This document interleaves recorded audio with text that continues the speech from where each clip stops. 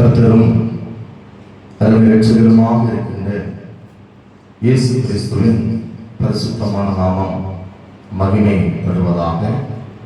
இந்த நாளிலும் தேவனுடைய பாதத்திலே கூடி வந்திருக்கிற எல்லா தேவ பிள்ளைகளையும் இயேசு கிறிஸ்துவின் நாமத்தினாலே வாழ்த்தி வரவேற்கிறேன். கிருபையும் சமாதானமும் நாம் அனைவரோடு கூட இருப்பதாக ஒரு ஆமென் சொல்லுவோம். ஆமென். கரங்களை உயர்த்தி சத்தம் அல்லேலூயா. கர்த்தர் பெரியவர். நாகூம் புஸ்தகம் 1ஆம் அதிகாரம் 15வது வேத வசனத்தை வாசிக்க கேட்போம். இன்றைய தியானத்திற்காக நாகூம் 1ஆம் அதிகாரம் வசனம் 15. இதோ சமாதானத்தை கூறுகிற சுவிசேஷகனுடைய கால்கள் மலைகளின் மேல் வருகிறது. யூதாவே, உன் பண்டிகைகளை ஆசரி, உன் பொருத்தனைகளை செலுத்து. துஷ்டன் இனி உன் வழியாய் கடந்து வருவது இல்லை. அவன் முழுவதும் சங்கரிக்கப்பட்டான் என்று வேதவசனம் சொல்லுகிறது. கர்த்தருக்கு ஸ்தோத்திரம் உண்டாகட்டும். இன்றைய நாளிலும் செய்தியினுடைய தலைப்பானது துஷ்டன் இனி உன் வழியாய் கடந்து வருவதில்லை என்கின்ற தலைப்பிலே நாம் தேவனுடைய வார்த்தைகளை தியானம் செய்ய போகின்றோம். இந்த வசனத்தை நாம் கவனிக்கும் பொழுது வசனம் சொல்லுகிறது, துஷ்டன் எப்பொழுது நம்முடைய பாதைகளே வருவது இல்லை. எப்பொழுது துஷ்டன் முழுவதுமாக சங்கரிக்கப்பட்டு விடுவான் என்ற வேதத்திலே படிக்கும் பொழுது 2 காரியங்கள் நமக்கு சொல்லப்பட்டிருக்கிறது. ஒன்று, யூதாவே உன் பண்டிகைகளை ஆசரி. இரண்டாவதாக, உன் பொருத்தனைகளை என்ன செய், செலுத்து என்று எழுதப்பட்டிருக்கிறது. கர்த்தருக்கு ஸ்தோத்திரம் உண்டாகட்டும். முதலாவதாக என்னது? யூதாவே உன் பண்டிகைகளை ஆசரி, பண்டிகைகளை கடைபிடி, பண்டிகைகளை ஆசரி. இரண்டாவதாக சொல்லுகிறது, உன் பொருத்தனைகளை செலுத்து.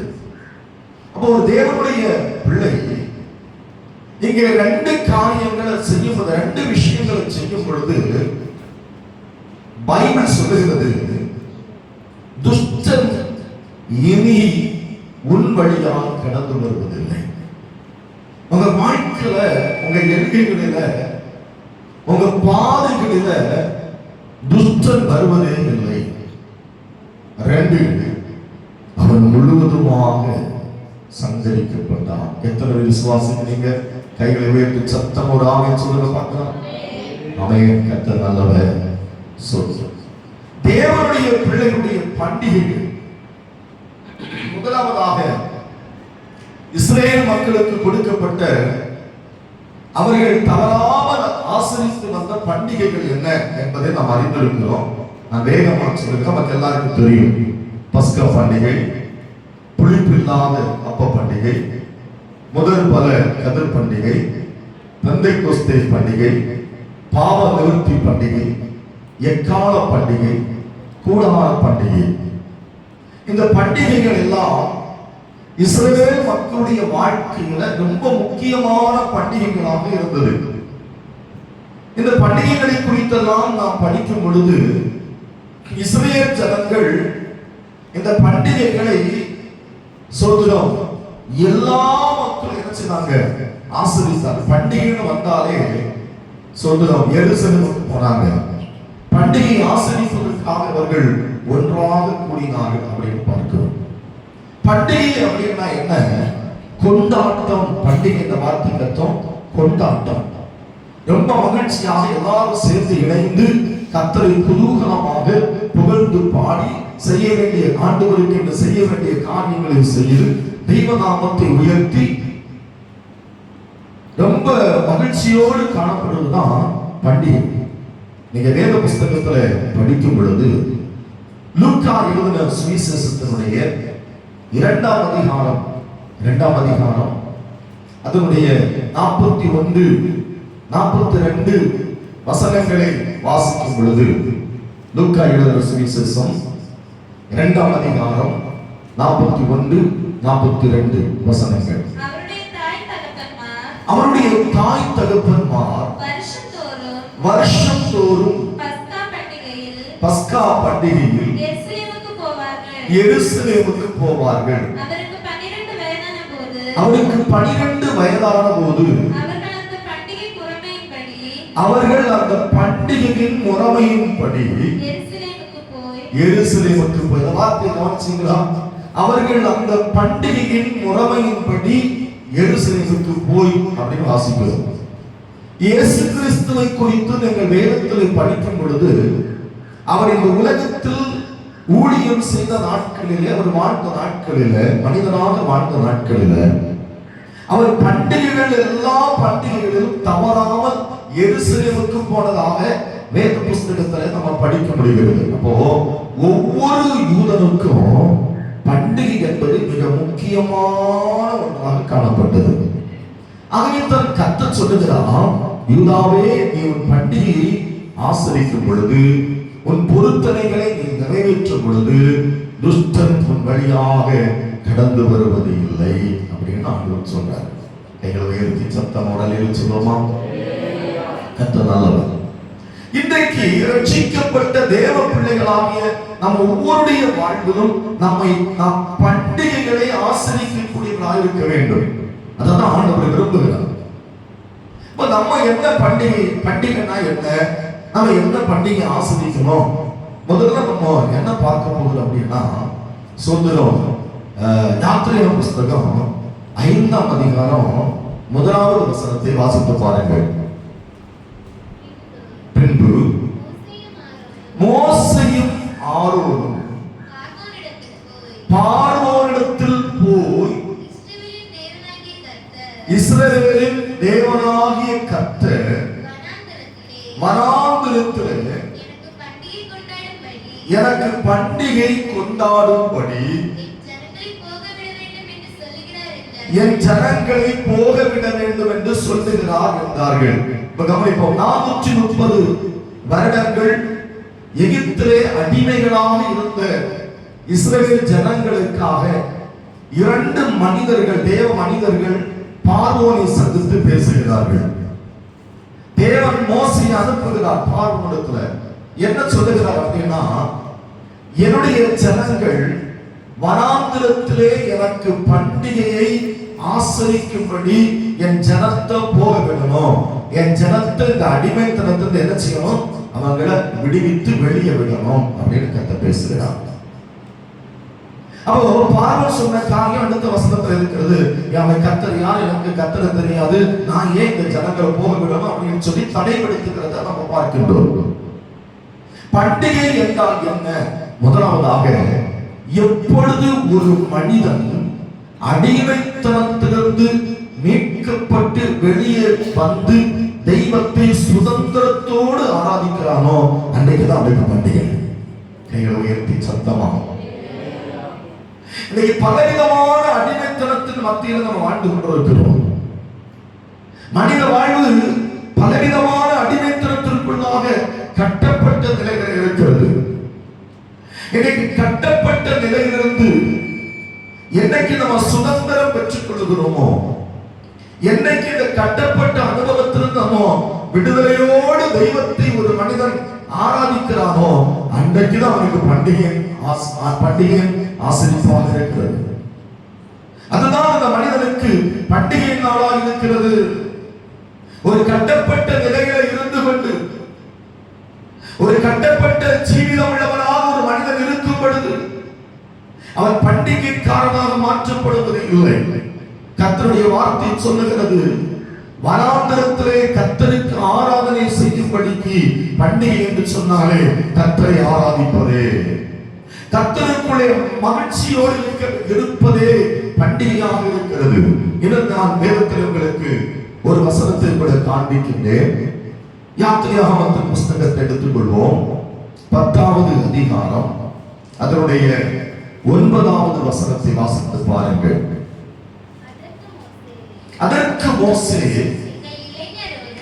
எங்கள் இளைஞரோடும் எங்கள் முதியோரோடும் எங்கள் குமாரரோடும் எங்கள் குமாரத்திகளோடும் எங்கள் ஆடுகளையும் எங்கள் மாடுகளையும் கூட்டிக் கொண்டு போவோம். கர்த்தருக்கு ஸ்தோத்திரம். நாங்கள் கர்த்தருக்கு பண்டிகை கொண்டாட வேண்டும். பார்த்தீங்களா, பண்டிகை அப்படின்னாலே கொண்டாட்டம் தான்.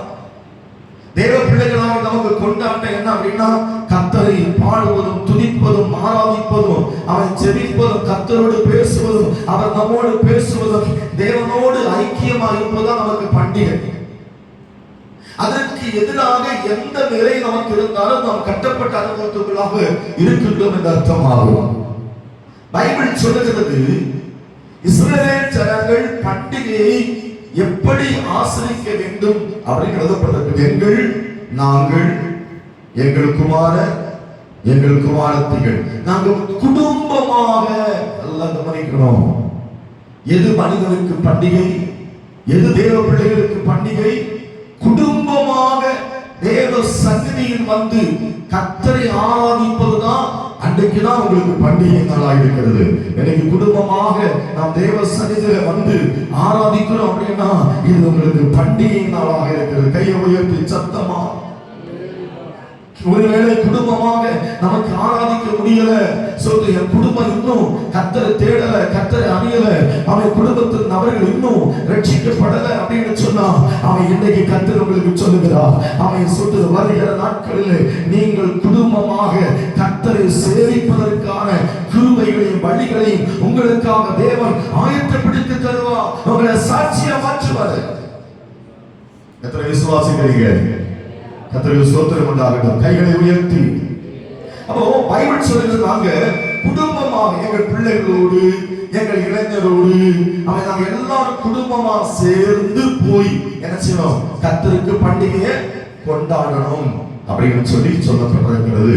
பண்டிகை குறித்து, பண்டிகை எப்படி ஆசரிக்க வேண்டும் என்பதெல்லாம் நாம் அறியணும் அப்படின்னா நீங்க லேவியராகமத்தின் புஸ்தகத்தை 23ஆம் அதிகாரம் 2வது வசனத்திலிருந்து நீங்க வாசித்து தெரிந்து கொள்ளுங்க. அடுத்த பகுதிக்கு நாம் கடந்து போவோம். பண்டிகையை ஏன் நான் ஆசரிக்க வேண்டும்? பண்டிகை ஆசரிப்பு இல்லாமல் இருந்தால் என்ன நடக்கும்? குடும்பமாக ஆசரிக்க வேண்டும். சொல்கிறோம், கர்த்தரை நாம் அடிமைத்தனத்திலிருந்து வெளியே வந்து அவன் மீட்கப்பட்டு வெளியே வருவதுதான் அன்னைக்குதான் நமக்கு உண்மையான பண்டிகை அப்படின்னு நம்ம படிச்சோம். புலம்பரின் புத்தகம் 1ஆம் அதிகாரம் 4வது வசனத்தை வாசிக்க கேட்போம். பண்டிகைக்கு வருவார் இல்லாததினால் பாத்தீங்களா, ஏன் துஷ்டன் நம்முடைய வழியில கடந்து வருகிறான் அப்படின்னா சீயோனுக்கு வருகிற வழிகள் புலம்புகிறது. ஏன் புலம்புகிறது? பண்டிகைக்கு வருவார் இல்லாததினால். அப்போ தேவனுடைய பிள்ளைகள் பண்டிகையை மறந்து போனார்கள், தெய்வத்தை தேடுவதை விட்டுட்டாங்க. இப்போ ஆலயத்துக்கு போகிற வழி, சீயோனுக்கு போகிற வழி எப்படி கிடக்குது? புலம்புகிறது. அவள் வாசல், சீயோனின் வாசல்கள் எல்லாம் பாழாய் கிடக்கிறது. அவள் ஆசாரியர்கள் தவிக்கிறார்கள். ஏன்? ஜனங்கள் பண்டிகைக்கு வரல, ஜனங்கள் ஆலயத்துக்கு வரல, ஜனங்கள் தெய்வத்தை தேட வரல. வாசல்கள் அவைய சொல்கிறோம் தவிக்கிறது, ஆசாரிகள் தவிக்கிறார்கள், வழிகள் எல்லாம் பாழாய் கிடக்கிறது. அதனால புலம்பல் இருக்கிறது. அவள் கன்னிகைகள் சஞ்சலப்படுகிறார்கள், அவளுக்கு கசப்பே உண்டாயிருக்கிறது. அப்ப பண்டிகையை ஆசரிக்காமல் போகும் பொழுது என்ன நடக்கிறதா சொல்லுங்க பார்க்கலாம்? பாழான நிலைகள் உண்டாகிறது, பாழ் வெறுமையான அனுபவங்கள் உண்டாகிறது. பண்டிகை ஆசரிக்காமல் போகும் பொழுது இரண்டாவதாக புலம்பல்கள் உண்டாகிறது. சொல்றோம், வாசிப்போம். பாழை போகிறது, அவள் வாசல்கள் எல்லாம் ஸ்தோத்திரம் ஸ்தோத்திரம். ஏன் பாழாய் கிடக்கிறது? பண்டிகை இல்லை, தெய்வத்தை தேடல, அவன் ஆலயம் வெறுமையா கிடக்கிறது. தேவனுடைய பிள்ளைகள் ஆலயத்துல தெய்வத்தை தேடுவதற்கு, தெய்வத்தை ஆராதிப்பதற்கு, பண்டிகை கொண்டாடுவதற்கு வராததுனால வழிகள் எல்லாம், வாசல்கள் எல்லாம் பாழாய் கிடக்கிறதாம். ஆசாரியர்கள் என்ன செய்கிறாங்களா? ஏன் தவிக்கிறாங்க? ஆசாரியர்கள் ஏன் தவிக்கிறாங்க? ஆலயத்துல பண்டிகை ஜனங்கள் மறந்து போனதுனால, தேவ பிள்ளைகள் அவன் பண்டிகையை மறந்து போனதுனால ஆசாரியர்கள் தவிக்கிறார்கள். ஐயோ, இப்படி ஆயிடுச்சு, ஜனங்கள் பண்டிகை மறந்துட்டாங்களே, தெய்வத்தை மறந்துட்டாங்களே, தேவனை ஆராதிப்பதை விட்டு விட்டார்களே அப்படின்னு சொல்லி தவிக்கிறார்களாம். இனி என்ன செய்வோம்? ஜனங்கள் இப்படி தெய்வத்தை சீக்கிரமாக விட்டு விட்டார்களே, தெய்வ பயம் இல்லாதவர்களாக மாற்றப்பட்டு விட்டார்களே, உணர்வில்லாம போயிட்டாங்களே அப்படின்னு ஆசாரியர்கள் தவிக்கிறார்களாம். கன்னிகைகள், தேவ பிள்ளைகள் சஞ்சலப்படுகிறாங்க. ஏன் இன்னைக்கு சஞ்சலம் தெரியுமா? ஏன் இன்னைக்கு விரும்ப தெரியுமா? ஏன் இன்னைக்கு தவிப்பு தெரியுமா? வேதம் சொல்லுகிறது, பண்டிகையை மறந்து போனதுனால, பண்டிகை தெய்வ ஆராதனை ஸ்தலத்தை, தெய்வத்தை தேடுகிற இடத்தை, தெய்வத்தை தேடுவது தேவ பிள்ளைகள் விட்டுவிட்டதுனால அவருடைய வாழ்க்கை பாழாய் கொண்டிருக்கிறது, அவருடைய ஜீவிதம் பாழாய் கொண்டிருக்கிறது, எல்லாம் வெறுமையாய் போய் கொண்டிருக்கிறது. யோசித்து பாருங்க, இன்னைக்கு என்னுடைய வாழ்க்கையுடைய இந்த பாழான அனுபவத்துக்கு காரணம் என்ன? இந்த வெறுமையான அனுபவத்துக்கு காரணம் என்ன? இந்த குறைவான அனுபவத்துக்கு காரணம் என்ன? இந்த குறைச்சல்களுக்கு காரணம் என்ன? இந்த வீண் செலவுகளுக்கு காரணம் என்ன?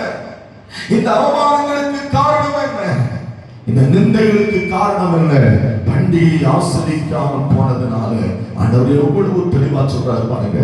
பண்டிகையை ஒரு தேவ பிள்ளை ஆசரிக்காமல் போகும் பொழுதுதான் அவர்கள் வழிகளிலே துஷ்டன் பிரவேசிப்பார், அவர்கள் வாழ்க்கை துஷ்டன் குறுக்கிடுகிறான். சில துக்ககரமான காரியங்கள் அவர்கள் ஜீவிதத்துல குறுக்கிடுகிறது காரணம் பண்டிகை அவர்கள் மறந்து போனதுனால. இன்னொரு வாசிக்க கேட்போம். மத்தேயு எழுதின சுவிசேஷம் 27ஆம் அதிகாரத்தினுடைய 15வது வசனத்தில் வாசிக்கிறோம். பண்டிகை தோறும் தேசாதிபதி அவன் ஒருவனை சிறைப்படுத்தப்பட்ட ஒருவன் விடுவிக்கப்படுவது அவர்களுக்கு வழக்கமாய் இருந்தது அப்படின்னு எழுதப்பட்டிருக்கிறது. இயேசு கிறிஸ்துவை இந்த பண்டிகையில விடுவிக்க வேண்டும் என்று சொல்லி தேசாதிபதி பிலாத்து விரும்பி அவன் இயேசுவை விடுவிக்கலாம் அப்படின்னு ஜனங்களிடத்தில் கேட்கிற ஒரு வார்த்தையை நாம் இங்க வாசிக்கிறோம். இதுல ஒரே ஒரு வார்த்தையை மட்டும் நான் எடுத்துக் கொள்கிறேன். பண்டிகை தோறும் சிறைப்படுத்தப்பட்ட ஒரு குற்றவாளி விடுவிக்கப்படுவது தேசாதிபதிக்கு வழக்கமாக இருந்தது. அது எந்த பண்டிகையா இருந்தாலும், பண்டிகைன்னு வந்தாலே ஏதாவது ஒரு குற்றவாளி என்ன செய்யப்படணும்? விடுவிக்கப்படணும். இப்ப நல்லா கவனிக்கணும். சொத்துரும் பண்டிகையை ஒரு மனிதன் அவன் ஆசரிக்கும் பொழுது, பண்டிகையில ஒரு தேவ பிள்ளை கர்த்தருடைய சந்நிதியில வந்து பண்டிகை ஆசரிக்கும் பொழுது அவர்கள் எப்படிப்பட்ட கட்டுகளுக்குள்ள இருந்தாலும் அவர்களுக்கு அது விடுதலை நாளாய் மாற்றப்படும். எத்தனை விசுவாசிக்கிறீங்க? எப்பேற்பட்ட கட்டுகளுக்குள்ள நம்ம இருந்தாலும், எப்பேற்பட்ட சிறைப்படுத்தப்பட்ட அனுபவத்துக்குள்ள நம்ம காணப்பட்டாலும், பண்டிகையிலே தேவ பிள்ளை தேவ சன்னிதியில் இருக்கும் பொழுது அது நமக்கு விடுதலை நாளாக தேவன் மாற்றி கொடுப்பார். ஸ்தோத்திரம். இனி செப்பனியாவின் புத்தகத்துக்கு வருவோம். செப்பனியா 3ஆம் அதிகாரம் அதனுடைய 18வது வசனத்தை வாசித்து பாருங்கள். உன் சபையின் மனுஷனாய் இருந்து, அப்படி நல்லா கவனிங்க வார்த்தைகளை. உன் சபையின் மனுஷனாய் இருந்து பண்டிகை ஆசரிப்பு இல்லாமையால் உண்டான வார்த்தை கவனிச்சீங்களா? உன் சபையின் மனுஷனாய் இருந்து அப்படின்னு என்ன?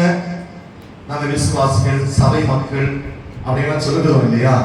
அவன் நம்முடைய சபையில எப்படி சபை உறுப்பினர், சபை விசுவாசி, சபை மக்கள், இப்படி எல்லாம் நம்ம சொல்லுகிறோம் இல்லையா? அவர்கள் தான் பைபிள் சொல்லுது. ஒரு சபையின் மனுஷராய் இருந்து பண்டிகை ஆசரிப்பில்லாமையா என்ன சொல்லப்பட்டிருக்கிறது? பண்டிகை ஆசரிப்பு இல்லைன்னா என்ன நடக்கும்? நிந்தை வரும் அப்படின்னு பைபிள் சொல்லுது. ஏன் நடக்கின்ற நிந்தை? ஏன் நடக்கின்ற அவமானம்? ஏன் நடக்கின்ற கஷ்டங்கள்? பைபிள் சொல்லுகிறது பண்டிகை ஆசரிப்பு இல்லாமல் போனதுதான். உன் சபையின் மனுஷராக இருந்து பண்டிகை ஆசரிப்பு இல்லாமல் போகும் பொழுது நிந்தைகள் வருகிறது, சஞ்சலங்கள் வருகிறது. ஸ்தோத்திரம், ஸ்தோத்திரம். அப்போ ஏகமாய் கூட்டிக் கொள்வேன் அப்படின்னு எழுதப்பட்டிருக்கிறது. பண்டிகையை நம்ம ஆசரிக்காம போகும் பொழுது நமக்கு நிந்தைகள் வருகிறது, சஞ்சலங்கள் வருகிறது. அப்போ அந்த நிந்தைகள் மாற்றப்படணும், சஞ்சலங்கள் நீக்கப்படணும் அப்படின்னா நம்ம என்ன செய்யணும்? பண்டிகையை என்ன செய்யணும்? ஆலயத்துல ஆசரிக்கணும், தேவாலயத்துல ஓடி கூடணும். ஏதோ ஞாயிற்றுக்கிழமை மட்டும் வந்து முகத்தை காட்டிட்டு போகிற இடம் அல்ல தேவனுடைய ஆலயம்.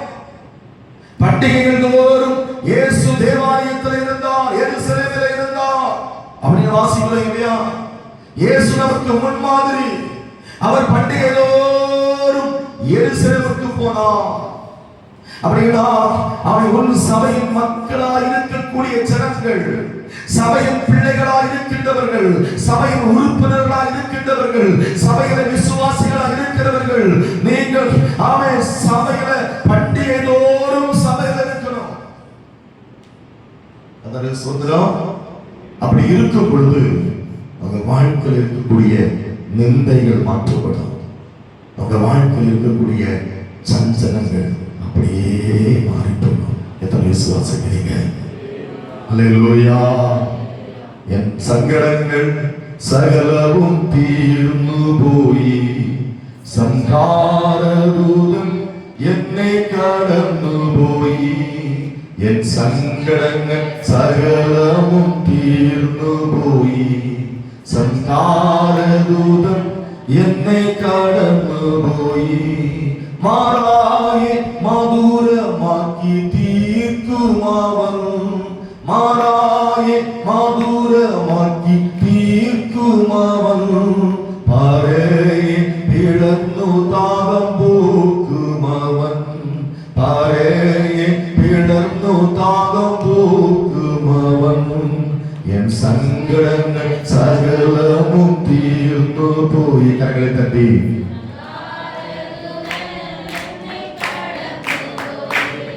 சங்காரதூதன் என்னை கடந்து போய், என் சங்கடங்கள் சகலமும் தீர்ந்து போய், சங்காரதூதன் என்னை கடந்து போய், சங்காரதூதன் என்னை கடந்து போய். அல்லேலூயா சொல்லுமா? நல்ல சத்தமா சொல்லுங்க, இன்னும் சத்தமா சொல்லுங்க, என்ன சத்தம் போதாது, என்ன சத்தமா சொல்லுங்க. கர்த்தருக்கு மகிமை உண்டாகட்டும். சகரியாவின் புத்தகத்தை எடுத்துக்கொள்வோம். சகரியாவின் புத்தகம் 14வது அதிகாரம், அதனுடைய 16வது வசனத்திலிருந்து 21வது வசனம் வரையில் வாசிக்க கேட்போம். பின்பு எருசலேமுக்கு விரோதமாக வந்திருந்த எல்லா சாதிகளிலும் மீதியான யாவரும் சேனைகளின் கர்த்தராகிய ராஜாவை தொழுதுகளும் படிக்கும், கூடார பண்டிகையை ஆசரிக்கும் படிக்கும், வருஷா வருஷம் வருவார்கள். அப்பொழுது பூமியின் வம்சங்களில் கவனிப்போம், சேனைகளின் கர்த்தராகிய ராஜாவை தொழுது கொள்ள எருசலேமுக்கு வராதவர்கள் எவர்களோ அவர்கள் மேல் மழை வர்ஷிப்பது இல்லை. அப்படியே ஸ்டாப் பண்ணுவோம். வசனம் என்ன சொல்லுகிறது? இஸ்ரவேல் அல்லது சேனைகளின் கர்த்தராகிய ராஜாவை தொழுது கொள்ள எருசலேமுக்கு வராதவர்கள் எவர்களோ அவர்கள் மேல் மழை வர்ஷிப்பதில்லை. ஒரு பூமிக்கு மழை ரொம்ப அவசியம். ஒரு பயிருக்கு மழை ரொம்ப அவசியம். ஒரு தேவனுடைய பிள்ளைக்கு மழை என்பது பரலோகத்திலிருந்து வரக்கூடிய ஆசீர்வாதத்தை குறிக்கிறது. யோசித்து பாருங்க. தேவனுடைய சந்நிதியில, கர்த்தருடைய ஆலயத்துல தெய்வத்தை தொழுது கொள்ள வராம யார் இருக்கிறார்களோ அவர்கள் மேல் மழை வராதா? அவர்கள் மேல் ஆசீர்வாதம் வராதா?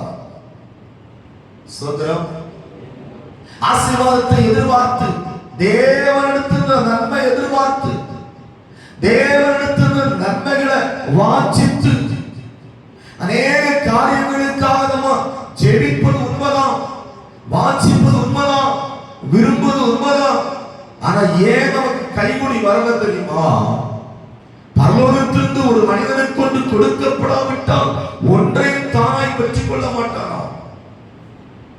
நம்முடைய சகாயம் வானத்தை பூமியை உண்டாக்குற கர்த்தருடைய நாமத்தில் உள்ளது என்று வேதத்தில் எழுதப்பட்டிருக்கிறது.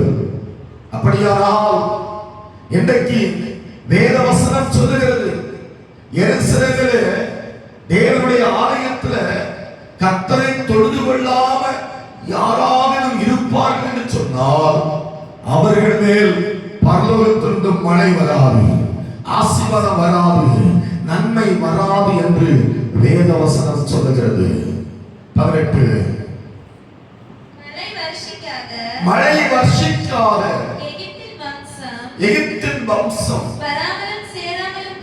வராமலும் சேராமலும் போல. அப்படின்னா அவன் ஆசீர்வாதம் கிடைக்காத, தெய்வ நன்மை வராத அந்த தேவ பிள்ளைகள், அந்த எகிப்து வம்சங்கள் வராமலும் சேராமலும், எருசலேமில் வராமலும் தேவ பிள்ளைகளை சேராமலும் போனால் கூடார பண்டிகையை ஆசரிக்க வராத ஜாதிகளை கர்த்தர் வாதிக்கும் வாதையை அவர்கள் மேல் வரும். முதல்ல என்ன படிச்சோம்? மழை வராது, தேவனிடத்திலிருந்து ஆசீர்வாதம் வராது. இரண்டாவது என்ன படிக்கிறோம்? கர்த்தர் அவர்களை வாதைகளால் வாதிப்பார் அப்படின்னு சொல்லப்பட்டிருக்கிறது. சோதரம் யார் வாதைகளால் வாதிப்பாரா? கர்த்தரே அவர்கள் வாதைகளால் வாதிப்பார். என்ன வாதையினால வாதிப்பார் அப்படின்னு நமக்கு சொல்லப்படல. ஆனா ஒன்று மட்டும் தெரியும், சோதரம் எகிப்துல கர்த்தர் எப்படியெல்லாம் வாதைகளை வைத்து வாதித்தார் என்று 10 விதமான வாதைகளை கொண்டு எகிப்தியரை வாதித்தது மட்டும் நமக்கு தெரியும். ஆனா இங்கே தெய்வத்தை தொழுது கொள்ளாத, தேவனை ஆராதிப்பதற்கு ஆலயத்தில் ஓடிக்கூடாத ஜனங்களுக்கு என்ன வாதைகள் நேரிடும் என்று இங்கே எழுதப்படவில்லை. கர்த்தருக்கு ஸ்தோத்திரம் உண்டாகட்டும். இனி 19 இது எகிப்தினுடைய பாவத்திற்கும் கூடார பண்டிகையை ஆசரிக்க வராத சகல பாவத்திற்கும் வரும் ஆக்கினை. அவன் மூன்றாவதாக தேவ சந்நிதியில ஒரு தேவ பிள்ளை ஓடி கூடாமல் இருந்தா, பண்டிகை ஆசரிப்பதற்கு வராம போனா அவர்கள் பாவிகள் என்கிற கேட்டகரியில் தள்ளப்படுகிறார்கள். பாவிகளாக மற்ற பரலோகத்தில் பார்வையில் அவங்க பாவிகளாக கருதப்படுகிறார்கள். ஆகவேதான் பைபிள் சொல்லுது, சீயோனின் பாவிகள் திகைக்கிறார்கள் அப்படின்னு எழுதப்பட்டிருக்கிறது. சீயோனிலே ஏது பாவி? பாவிக்கும் சீயோனுக்கும் சம்பந்தம் உண்டா அப்படின்னு கேட்டா பைபிள் சொல்லுகிறது, அவன் கூடார பண்டிகைக்கு தேவனுடைய சன்னிதானத்துல, தேவ சமூகத்துல யாராவது அவன் கூடி வராம போனா அவர்கள் பாவிகள் என்று கருதப்படுகிற அவனுக்கு பேர் தான் சீயோனின் பாவிகள் அப்படின்னு பைபிள் சொல்லுது. ஸ்தோத்திரம் ஸ்தோத்திரம் ஸ்தோத்திரம். நல்ல கைகளை உயர்த்தி ஸ்தோத்திரம். 20 ஸ்தோத்திரம் 1. அப்பொழுது எருசலேமிலும் யூதாவிலும் உள்ள எல்லா பானைகளும் சேனைகளின் கர்த்தருக்கு பரிசுத்தமாயிருக்கும். பலியிடுகிற யாவரும் வந்து அவைகளில் எடுத்து அவைகளை சமைப்பார்கள். அந்நாள் முதல் சேனைகளின் கர்த்தருடைய ஆலயத்திலே யாதொரு கானானியனும் இருப்பதில்லை. கர்த்தருக்கு ஸ்தோத்திரம். அல்லேலூயா. ஏன் எகிப்தியன் நம்முடைய பாதையை பொறுக்கெடுக்கிறான்? ஏன் துஷ்டன் நம்முடைய வழிகளை வருகிறான்? ஏன் நம்முடைய ஆசீர்வாதங்களை துஷ்டன் கைப்பற்ற துடிக்கிறான்? ஏன் துஷ்டன் நம்மளை பின்தொடர்ந்து வருகிறான்? காரணங்கள் எல்லாம் படிச்சோம். கடைசியாக பண்டிகைகளை எப்படி ஆசரிக்க வேண்டும்? 1 கொரிந்தியர் 5ஆம் அதிகாரம் 8வது வசனத்தை எடுத்துக்கொள்வோம். 1 கொரிந்தியர் 5ஆம் அதிகாரம் 8வது வசனம். பழைய சுபாவத்தோடு அல்ல, பழைய எண்ணங்களோடு அல்ல, பழைய குணங்களோடு அல்ல. அந்த பழைய குணங்களை குறித்து என்ன சொல்லப்படுது? துர்க்குணம், பொல்லாப்பு என்னும் புளித்த மாவோடும் அல்ல, துப்புரவு உண்மை என்னும் புளிப்பில்லாத அப்பத்தோடு பண்டிகை எப்படி ஆசரிக்கணும் சொல்லுங்க பார்க்கலாம். எப்படி ஆசரிக்க கூடாது? பழைய புளித்த மாவோடு ஆசரிக்க கூடாது. பழைய சுபாவங்களோடு, பழைய பாவங்களோடு, பழைய எண்ணங்களோடு ஆமென் பண்டிகை ஆசரிக்க கூடாது. பண்டிகை சொல்ற பழைய எண்ணங்கள் 2 விதமான காரியங்கள் சொல்லப்படுகிறது. துர்க்குணம், 2 பொல்லாப்பு. இந்த 2 காரியத்தை வச்சு அவன் வைத்துக் கொண்டு என்ன செய்யக்கூடாது? பண்டிகை ஆசரிக்க கூடாது. பைபிள் சொல்லுகிறது. அப்படின்னா எப்படிதான் பண்டிகை ஆசரிக்கணும்? துப்புரவு உண்மை என்னும் புளிப்பில்லாத அப்பத்தோட பண்டிகை ஆசரிக்க. பண்டிகை எப்படி ஆசரிக்கணும்? துப்புரவு உண்மை என்கிற புளிப்பில்லாத அப்பத்தோடு. இப்படி நாம் பண்டிகையை ஆசரிக்கும் பொழுது துஷ்டன் உன் வழியாய் கடந்து வருவதில்லை. துஷ்டன் என் வழியாய் கடந்து வருவதில்லை.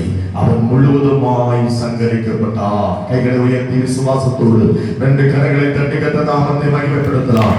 துஷ்டன் முழுமையாய் சங்கரிக்கப்பட, அந்த துன்மார்க்க முழுமையாய் சங்கரிக்கப்பட, நம்முடைய ஆசீர்வாதங்களை கொடுத்துக் கொண்டிருக்கிற, நம்முடைய நன்மைகளை கொடுத்துக் கொண்டிருக்கிற, நமக்கு வர வேண்டிய நன்மைகளை சூறையாடி கொண்டிருக்கிற, நம்முடைய வாழ்க்கையை சூரியமாய் மாற்றிக் கொண்டிருக்கிற, பிள்ளைகளுடைய படிப்புகளை சூரியமாய் மாற்றிக் கொண்டிருக்கிற, பிள்ளைகளுடைய எதிர்காலங்களை தடை கொண்டிருக்கிற, ஆமை வேலைகளை தடை கொண்டிருக்கிற, வருமானங்களை தடை கொண்டிருக்கிற பொல்லாத துஷ்டனுடைய கிரியைகள், பொல்லாத ஆமை ஆதிக்கங்கள், வானத்திற்கு பூமிக்கும் சகல அதிகாரம் உள்ள கர்த்தராகிய இயேசு கிறிஸ்துவின் நாமத்தினாலே அது சேர்க்கப்படும். கர்த்தருக்கு மகிமை உண்டாகட்டும். கைகளை உயர்த்தி சத்தமா சொல்லுவோமா? நல்ல சத்தமா சொல்லுவோமா? அப்படியே ஒரு நிமிஷம் எல்லாரும் எழுதி இருக்கிறோமா? அடுத்த பகுதிக்கு போவதற்கு முன்பதாக எல்லாரும் எழுதி இருப்போம். Praise God.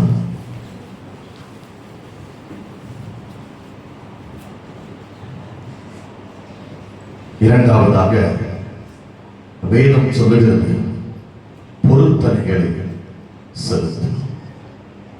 எது செலுத்தணும்?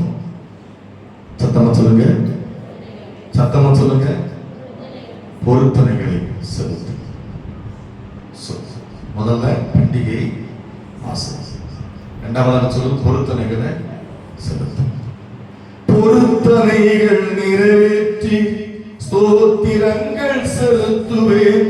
பொருத்தனைகள் நிறைவேற்றி ஸ்தோத்திரங்கள் செலுத்துவேன். ஆராதித்து உம்மை உயர்த்துவேன். நம்புங்கப்பா உந்தன் பிள்ளையை. ஆராதித்து உம்மை உயர்த்துவேன். நம்புங்கப்பா உந்தன் பிள்ளையை. உம்மை பாடாத நான் எழுதில்லையே. உம்மை தேடாத நான் எழுதில்லையே. உம்மை பாடாத நான் எழுதில்லையே. உம்மை தேடாத நான் எழுதில்லையே. உம்மை அல்லாமல் யாரை நான் நேசிப்பேன். உமக்காக அல்லாமல் யாருக்காக வாழுவேன். உம்மை அல்லாமல் யாரை நான் நேசிப்பேன். உமக்காக அல்லாமல் யாருக்காக வாழுவேன். நம்புங்கப்பா உங்கள் பிள்ளையை. நம்புங்கப்பா உங்கள் பிள்ளையை. நம்புங்கப்பா உங்கள் பிள்ளையை. நம்புங்கப்பா உங்கள் பிள்ளையை. உம்மை பாடாத நான் எழுதில்லையே. உம்மை தேடாத நான் உம்மை பாடாத நான் எழுதில்லையே. உம்மை தேடாத நான் எழுதில்லையே. வெள்ளியை புடவிடும் போல என்னை புடவிட்டு. வெள்ளியை புடவிடும் போல என்னை புடவிட்டு. அதனால் நான் சுத்தமானேனே. பொன்னாக விளங்க செய்தீரே. அதனால் நான் சுத்தமானேனே. பொன்னாக விளங்க செய்தீரே. உம்மை பாடாத நான் எழுதில்லையே. உம்மை தேடாத நான் எழுதில்லையே. உம்மை பாடாத நான் எழுதில்லையே.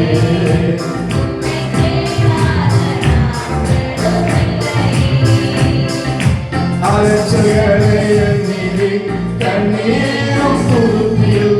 அலைச்சல்களை எண்ணி கண்ணீரும் துருத்தியில். வைத்த நன்மை தருபவரே. நம்புவேன் நான் எல்லா நாளிலும். அதை வைத்து நன்மை தருபவரே. நம்புவேன் நான் எல்லா நாளிலும். உம்மை பாடாத நான் எழுதில்லையே. உம்மை தேடாத நான் எழுதில்லையே. உம்மை பாடாத நான் எழுதில்லையே. உம்மை தேடாத நான் எழுதில்லையே. உம்மை அல்லாமல் யாரை நான் நேசிப்பேன். உமைக்காக அல்லாமல் யாருக்காக வாழுவேன். உம்மை அல்லாமல் யாரை நான் நேசிப்பேன். உமைக்காக அல்லாமல் யாருக்காக வாழுவேன். நம்புங்கப்பா உங்கள் பிள்ளையே. நம்புங்கப்பா இயேசுவா. இயேசுவா உங்கள் பிள்ளை வந்திருக்கிறப்பா. உங்களுடைய ஆசீர்வாதத்தை மாற்றுகிறார். தேவனாகிய கர்த்தர் ஒவ்வொரு நிரப்ப முடியும். உம்மை பாட மல்லிகை ஆசீர்வதிப்பார். தேவபாலனுடைய வந்திருக்கிற ஒவ்வொரு பிள்ளைகளுக்கு கிரியேசுவின் துஷ்டனுடைய காலங்கள் எனக்கு இயேசுவின் நாமத்தினாலே அதை கட்டமைக்கப்படுவதற்காக செபிக்கிறோம். தேடாத நான் எழுதில்லையே. உம்மை பாடாத நான் எழுதில்லையே. உம்மை தேடாத நான் எழுதில்லையே. பொருத்தனைகள் நிறைவேற்றி ஸ்தோத்திரங்கள் செலுத்துவேன். பொருத்தனைகள் நிறைவேற்றி ஸ்தோத்திரங்கள் செலுத்துவேன். ஆராதித்து உம்மை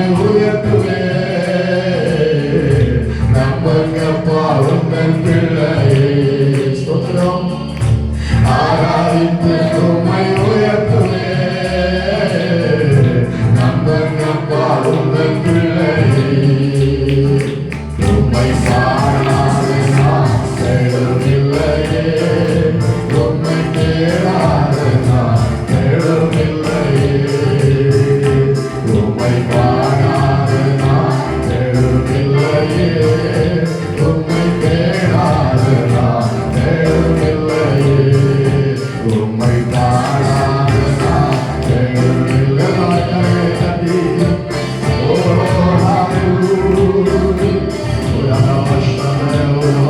hallelujah hallelujah hallelujah ஸ்தோத்திரம் ஸ்தோத்திரம் ஸ்தோத்திரம் ஸ்தோத்திரம் ஸ்தோத்திரம் ஸ்தோத்திரம் தேவனே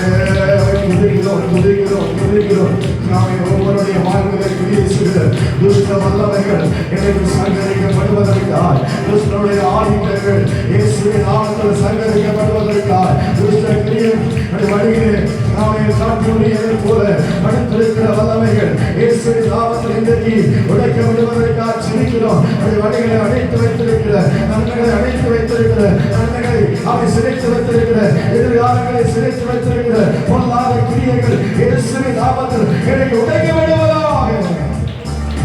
ஹல்லேலூயா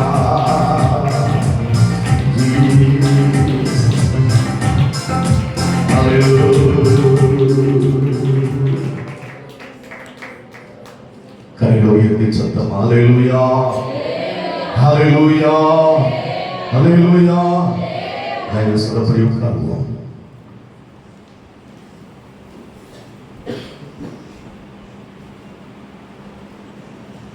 எடுத்துக்கொள்வோம் உபாகமத்தின் புஸ்தகம் 23வது அதிகாரம் வசனங்கள் 21 முதல் 23 வரைக்கும். நீ உன் தேவனாகிய கர்த்தருக்கு பொருத்தனை பண்ணியிருந்தால் அதை செலுத்த தாமதம் செய்யாதே. உன் தேவனாகிய கர்த்தர்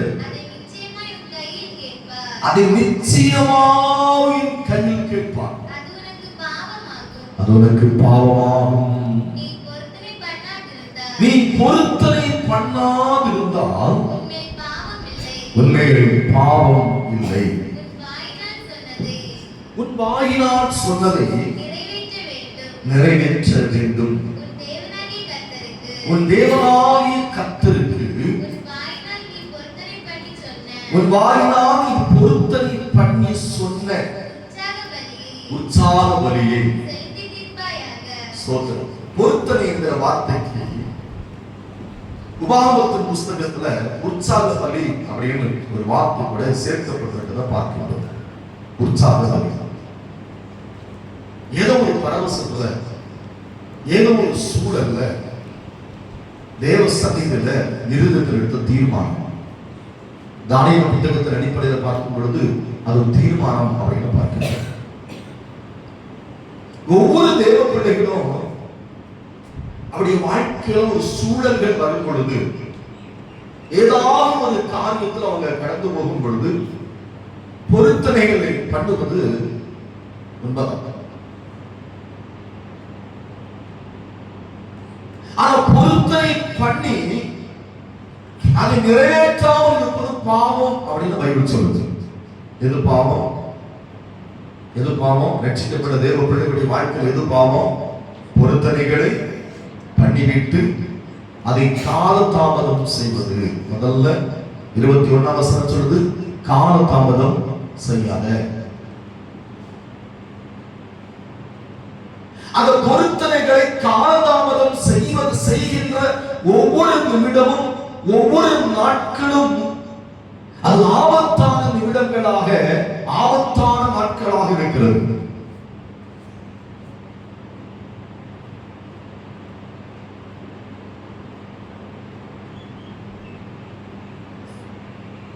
அதை காலதாமதம் பண்ணக்கூடாது. அதான் பைபிள் சொல்லுது. கர்த்தரை மறந்து விட மாட்டார், நிச்சயமாய் உன் கையில் கேட்பார். நம்ம தேவனுடைய சமூகத்துல ஒரு பொருத்தனை சொல்லிட்டோம் அப்படின்னா அதனாலே நம்ம என்ன செய்யணும்? காலதாமதம் பண்ணாம அதை நிறைவேற்ற வேண்டும். அது காலதாமதம் பண்ண பண்ண பைபிள் சொல்லுகிறது நமக்கு பாவம். பைபிள் சொல்லுது 22ஆம் வசனத்தை பாருங்க, நீ பொருத்தனை பண்ணாது இருந்தால் உன்மேல் பாவம் இல்லை. பொருத்தனை பண்ணாம இருந்தா ஒரு பிரச்சனை இல்லை. யாராவது சொன்னாங்களா பொருத்தனை பண்ணு அப்படின்னு? நாமே பொருத்தனை பண்ணி இருக்கிறோம். சில சூழல்ல அகப்படும் பொழுது, சில இக்கட்டான சூழ்நிலைகளை நீங்க யோனாவின் புத்தகத்துல படிக்கும் பொழுது, அந்த மரண பீதியில இருந்த பொழுது அவங்க பொருத்தனை பண்ணி ஜெபம் பண்ணாங்க அப்படின்னு பார்க்கிறோம்.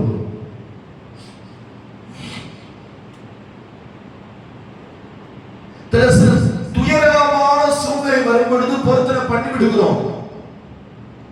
நிறைய பேருடைய வாழ்க்கையில என்ன பிரச்சனை அப்படின்னா, பொருத்தனைகளை மறந்து விடுகிறார்கள். பொருத்தனை பண்ணுகிறதே மறந்து விடுகிறது.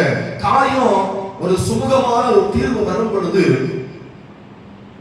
அந்த பொருத்தனையே அவங்க மறந்து விடுகிறார்கள். பொருத்தனை பண்ணுகிறதே மறந்து விட்டார்கள்.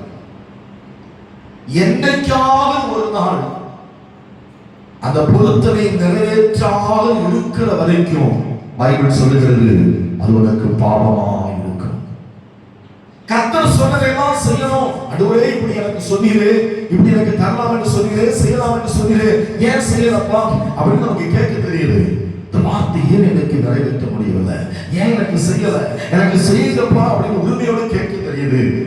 ஆனால் நாம் கர்த்தருக்கென்று சொன்ன பொருத்தனைகளை நாம் நிறைவேற்றாமல் போகும் பொழுது துஷ்டன் நம் வழிகளை குறுக்கெடுக்கிறான்.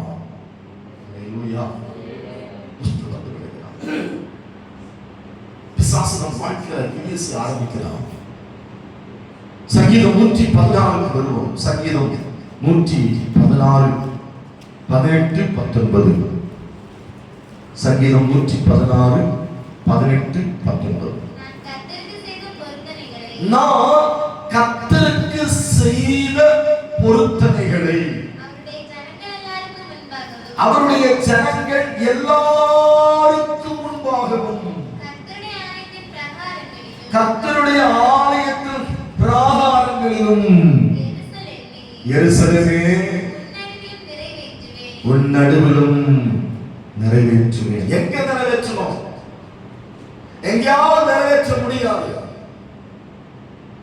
வசனம் சொல்லுகிறது, நான் கர்த்தருக்கு செய்த பொருத்தனைகளை அவருடைய ஜனங்கள் எல்லாருக்கும் முன்பாகவும் எல்லா ஜனங்களுக்கு முன்பதாகவும் பொருத்தனை பண்ணும் பொழுது நமக்கு இயேசுவுக்கு மட்டும்தான் தெரியும். ஆனால் நிறைவேற்றும் பொழுது எல்லா ஜனங்களுக்கு முன்பதாக தேவனுடைய ஆலயத்தில் என்ன செய்யணுமா? நிறைவேற்றும். கைகளை உயர்த்தி ஸ்தோத்திரம் ஸ்தோத்திரம். இன்னும் உபாகமம் 12ஆம் அதிகாரத்தை எடுத்து பாருங்க. உபாகமம் 12 என்ன சொல்லப்பட்டிருக்கிறது? 17 18 வாசித்து பாருங்க. உபாகமம் 12 17 18. உன் எதெல்லாம் பொருத்தனை எதெல்லாம் நிறைவேற்ற தேவனுடைய ஆலயத்துல நிறைவேற்ற வேண்டிய காரியங்கள் என்ன அப்படின்னு மிக தெளிவாய் சொல்லப்படுது. உன் தானியத்திலும் உன் திராட்சை ரசத்திலும் உன் எண்ணெயிலும் தசம பாகத்தையும் உன் ஆடு மாடுகளின் தலையீற்றுகளையும் நீ பொருத்தனை செய்து கொண்ட நேர்ந்து கொள்ளும் உன்னுடைய சகல பொருத்தனைகளையும் உன் உற்சாக காணிக்கைகளையும் உன் கையெடுத்து படைக்கும் படைப்புகளையும் நீ உன் வாசல்களிலே புசிக்க வேண்டாம். ஸ்தோத்திரம். எதெல்லாம் வாசல்ல புசிக்க கூடாது? தானியத்தை திராட்சரசத்திலும் எண்ணெயிலும் தசம பாகத்தையும் உன் ஆடுகள் தலையிட்டு நீ நேர்ந்து கொண்டது சகல பொருத்தனைகள் சகல உற்சாக காணிக்கைகள் எதையுமே உன் வாசல்கள் என்ன செய்யக்கூடாது? உன் வீட்டுல நீ புசிக்கவே கூடாது. அது என்ன செய்யணுமா? உன் தேவனாகிய கர்த்தர் தெரிந்து கொள்ளும் ஸ்தானத்திலே அதை புசிக்க வேண்டும். கைகளை உயர்த்தி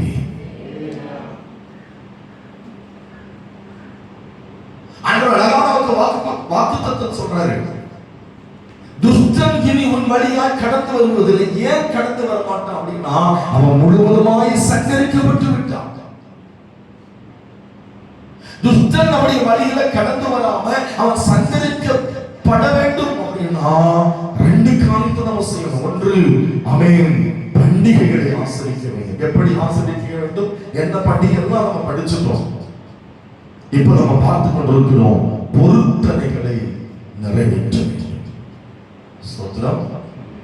லேவியராகமத்தின் புஸ்தகம் 22ஆம் அதிகாரம் 21ஆவது வசனத்திலே படிக்கும் பொழுது அந்த பொருத்தனைகள் நிறைவேற்றப்படும் பொழுது அது ஒரு பழுது கூட இருக்கக்கூடாது, ஒரு குறைவு கூட இருக்கக்கூடாது. அது உத்தமமா இருக்கணும். அதுல கொஞ்சம் கூட குறைவே இருக்கக்கூடாது. அது ஒரு சின்ன பழுது கூட இருக்கக்கூடாது. பொருத்தனை செய்து அதை நிறைவேற்றும் பொழுது ரொம்ப கவனமா நிறைவேற்றணுமா. அதுல ஒரு பழுதோ ஒரு குறைவோ எந்த ஒரு காரியம் இருக்காம உத்தமமா அந்த பொருத்தனை நிறைவேற்ற வேண்டும்.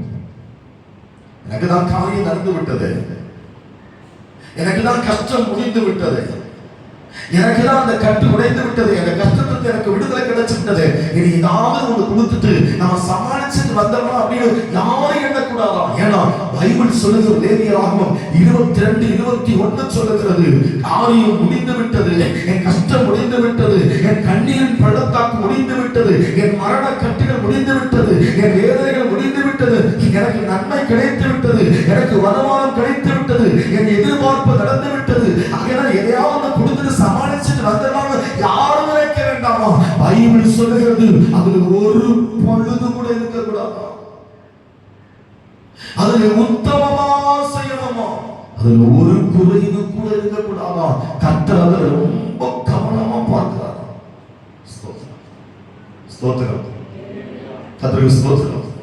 அடுத்து படிச்சு பாருங்க, சங்கீதம் 76:11 வாசிக்கும் பொழுது, பொருத்தனை பண்ணி உங்கள் தேவனாகிய கர்த்தருக்கு அதை நிறைவேற்றுங்கள் அப்படின்னு சொல்லுது. பொருத்தனை பண்ணி அதை உங்கள் தேவனாகிய கர்த்தருக்கு, மனுஷனுக்கு அல்ல, மனுஷனுடைய பார்வைக்கு செய்ய வேண்டிய காரியம் அல்ல,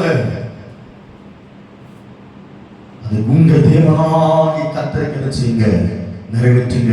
பொருத்தனை யாரிடத்துல பண்ணோமோ அவருக்கு முன்பதாக அவன் சூத்திரம் நிறைவேற்ற வேண்டும் என்று எழுதப்பட்டிருக்கிறது. சங்கீதம் 56 எடுத்து பார்க்க 56:12 வாசிக்கும் பொழுது, தேவனே, நான் உமக்கு பண்ணின பொருத்தனைகள் என் மேல் இருக்கிறது. நான் பண்ண பொருத்தனை யாருக்கு இருக்கிறது? என்ன?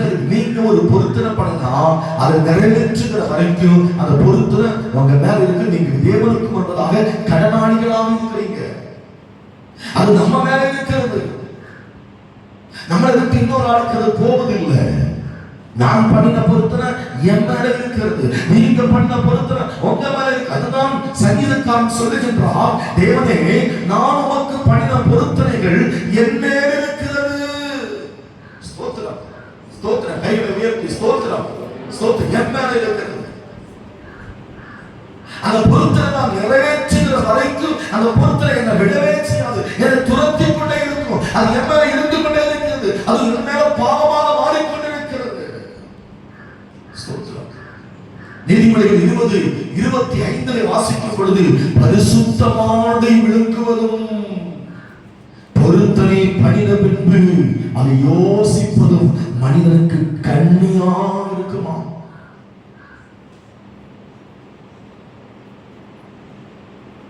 விழுங்க முடியாத ஒழுங்கி நம்ம தொண்டையில போய் சிக்கிச்சுன்னா எப்படி இருக்கும்? மூச்சு விட முடியாது. வசனம் அப்படித்தான் சொல்லுது, பரிசுத்தமானதை விழுங்குவதும் பொருத்தனை பண்ணதை யோசிப்பதும். அவ பொருத்தனை பண்ண பின்பு நம்ம யோசிப்பது, சும்மா பொருத்தனை பண்ணிட்டேன், சும்மா அப்படி பொருத்தனை பண்ணிட்டேன், அன்னைக்கு ஒரு சூழ்நிலை அப்படி பண்ணிட்டேன் அப்படின்னு நம்ம யோசிப்போம். அப்படின்னா வசனம் சொல்றது நம்ம பரிசுத்தமானதை முழுங்குகிறோம். நம்ம பொருத்தனைக்கு இன்னொரு வார்த்தை சொல்லுது, அது பரிசுத்தமானது. கர்த்தருக்கு ஸ்தோத்திரம். அது மனுஷனுக்கு கண்ணீரா இருக்குமா? ஏதோ சிக்கனம் நமக்கு உண்டாகுமா? சிக்கனம் உண்டாகும். கண்ணி அப்படின்னா நமக்கு சிக்கனம் உண்டாகும். ஒருத்தரை நிறைவேற்றாமல் இருப்பது நமக்கு பாவம்னு படிச்சோம். இங்க சிக்கனம் உண்டாக்குமா? ஏதாவது ஒரு கண்ணீரை நம்ம அகப்பட்டு விடுவோமா? ஸ்தோத்திரம், ஸ்தோத்திரம். பிரசங்கி புத்தகத்தை மட்டும் படிச்சு பாருங்க. 5ஆம் அதிகாரம் வாசிக்கிறோம். 4 முதல் 6 வரைக்கும் வேகமா வாசிக்கிறோம். நீ தேவனுக்கு ஒரு பொருத்தனை பண்ணி கொண்டா, அதை செலுத்த தாமதியாது. தாமதம் காட்டாத. அவர் மூடரில் பிரியப்படுகிறது இல்லை. நீ நேர்ந்து கொண்டதை செய். நீ நேர்ந்து கொண்டதை செய்யாமல் போவதை பார்க்கிறோம். நேர்ந்து கொள்ளாமல் இருப்பதே நலம். உன் மாம்சத்தை பாவத்துக்குள்ளாக்கும் வாய்க்கு இடம் கொடுக்காத. அது புத்தி இல்லாம இன்னைக்கு அவசரப்பட்டு சொன்னது, அவசரப்பட்டு புத்தி இல்லாம செய்தது அப்படின்னு தூதனுக்கு முன்ன சொன்னாங்க. தேவன் வார்த்தைகளினால கோபம் கொண்டு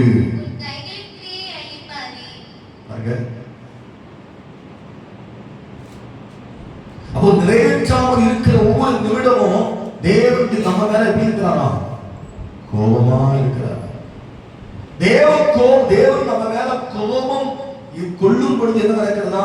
நம்முடைய கையின் பிரயாசங்கள் அழிக்கப்படுகிறது.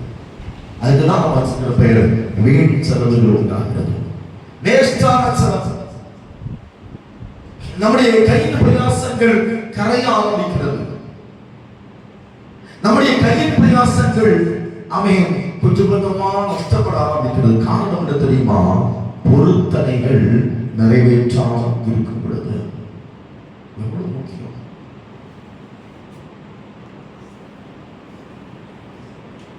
பொருத்தனைகள் நிறைவேற்றாமல் இருக்கும்போது நம்முடைய கையின் பிரயாச நிகழ்ச்சிகள் தான் அழிந்து கொண்டிருக்கு. காரணம், தேவன் நம்ம மேல கோபமா இருக்கு. எதனால கோபமா இருக்கிறாரு?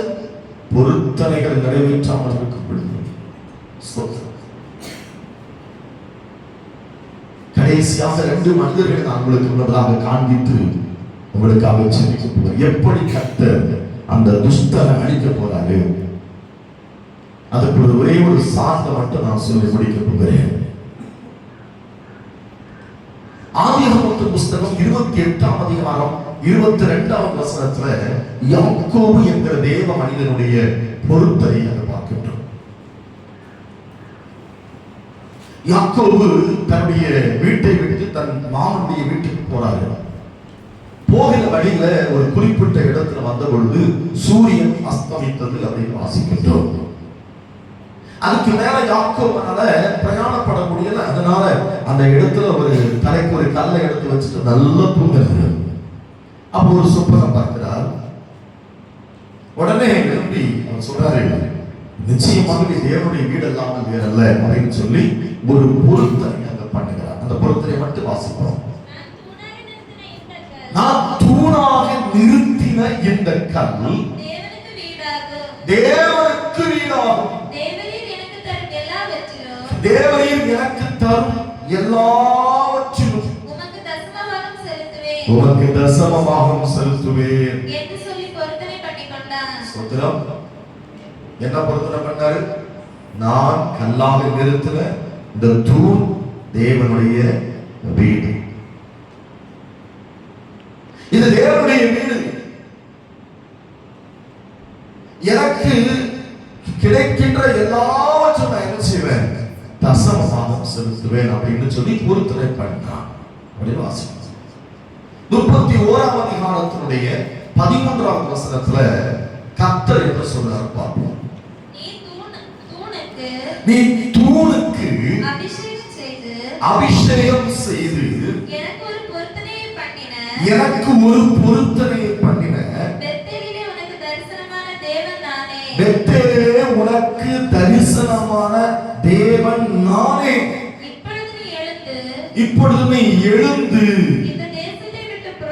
இந்த தேசத்தை விட்டு புறப்பட்டு உன் இனத்தால் இருக்கிற தேசத்துக்கு திரும்பி போ என்று என்று சொன்னார் என்றார். யாக்கோபின் மேல அந்த பொருத்தனை இருந்ததினால நீங்க 28ஆம் அதிகாரத்துல படிக்கும் பொழுது அவன் இந்த வார்த்தையை சொல்லி கர்த்தர் யாக்கோபுக்கு அறிமுகமாகவில்லை. யாக்கோபு பார்க்கிற சொப்பனம் இருக்க ஒரு ஏணி, அதுக்கு மேலாக கர்த்தர் வந்து யாக்கோபோடு பேசுகிறார். அப்ப இந்த வார்த்தைகளை சொல்லி யாக்கோபுக்கு அறிமுகமாக, நான் ஆபிரகாமின் தேவனும் ஈசாக்கின் தேவனும் அப்படின்னு அறிமுகமாகிறார். ஆனா இப்ப யாக்கோபுக்கு எப்படி தன்னை அறிமுகப்படுத்துகிறார் அப்படின்னா, நீ தூணாக நிறுத்தி நீ ஒரு பொருத்தனை பண்ணி கொண்டாயே அந்த தெய்வம் தான் அப்படின்னு சொல்லுகிறார். அதுக்கு அர்த்தம் என்ன? யாக்கோபு பொருத்தனை பண்ணி வருஷத்துல ஆச்சு, 20 வருஷம் ஆச்சு, இன்னும் பொருத்தனை நிறைவேற்றவில்லை. அப்ப யாக்கோபு அந்த பொருத்தனை இருக்கிறது. வருடங்கள் கடந்து போனது, அவன் வாழ்க்கை, யாக்கோபுடைய வாழ்க்கையை மாறி போச்சு, எல்லாம் மாறி போச்சு. 2 பரிமாணங்கள், பெரிய ஆசீர்வாதங்களோடு ஒரு பெரிய அவன் மனிதனாக, அவன் தனி மனிதனாய் போகிறான். 2 பரிமாணங்களோடு அவன் பெரிய பணியோடு திரும்பி வருகிறான், பெரிய ஆசீர்வாதம் திரும்பி வருகிறான். இப்போ பொருத்தனை சென்று மறந்து போச்சது, கர்த்தர் அதை ஞாபகப்படுத்தி கொடுத்தார். அவன் யாக்கோபு பண்ணின பொருத்தனை அப்படியே அவன் சொந்த தன் மாமனுடைய வீட்டுல போய் அப்படியே கல்யாணம் எல்லாம் பண்ணி வேலையெல்லாம் பார்த்து அப்படி 2 பரிவாரங்களோடு திரும்பி வந்து யாக்கோபு இறக்கிறது தன் தேசத்துல எல்லாம் சாதகமா முடிஞ்சு, எல்லாம் சாதகமா. யாக்கோபு வாழ்க்கையில பயப்பட்ட ஒரே ஒரு இடம் எது தெரியுமா? தன் சகோதரனுக்கு பயப்பட்டான். எல்லாம் சுமூகமா முடிஞ்சிட்டு யாபேக் என்கிற நதிக்கரையில் உட்கார்ந்திருந்து தேவனோடு போராடி ஜெயிக்கிறார். ஏசாவுக்கு பயப்பட்டார். ஏசாவுடைய அந்த காரியம், அந்த பிரச்சனை, ஏசாவுக்கு யாக்கோபுக்கு இருந்த அந்த பிரச்சனை சுமூகமாக முடிந்து விட்டது. இப்ப என்ன செய்யறாரு தெரியுமா? சுக்கோத்துக்கு போய் ஒரு வீட்டை கட்டி அவராயா உட்கார்ந்து இருக்கிறாரு, நல்ல பண்ண மாதிரி ஒரு உட்கார்ந்து இருக்கிறாரு. கத்த சொல்றாரு, உனக்கு ஒரு ஞாபகம் இருக்கிறது யாக்கோபு, வாழ்க்கையெல்லாம் இருண்டு போய் ஒரு மரண போராட்டத்தில் இருந்த பொழுது என் சகோதரனை கொன்று விடுவானே, நான் இப்படி ஏமாற்றி விட்டு ஓடி வருகிறேன், யாரும் வாழ்க்கையில் துணை இல்லை, தனிமரமா நிற்கிறேன். அன்றைக்கு நான் இருக்கிறேன் என்று சொல்வதற்கு நான் வாக்கு கொடுத்து உனக்கு வெளிப்பட்டேன். என்னைக்கு ஒரு பொருத்தனை பண்ணினாயே அந்த தேவன் நான். யாக்கோபு சுகத்தில் போய் காத்து வீடு கட்டி அப்படி ஜாலியாக இருக்கும் பொழுது அந்த வாழ்வுல 2 தீமைகள் நடந்தது. ஒன்று, அவருக்கு ஒரே ஒரு பெண் மகள் வந்தாள். ஊரை சுற்றி பார்க்க போன பொழுது நடக்கக்கூடாத ஒரு சம்பவம் அவள் வாழ்வில நடந்தது. யாக்கோபுடைய உள்ளம் உடைக்கப்பட்டு போனது. இரண்டாவதாக, தன் சகோதரிக்கு இப்படி நடந்து விட்டதே என்று சொல்லி கோபப்பட்டு யாக்கோபுடைய பிள்ளைகள்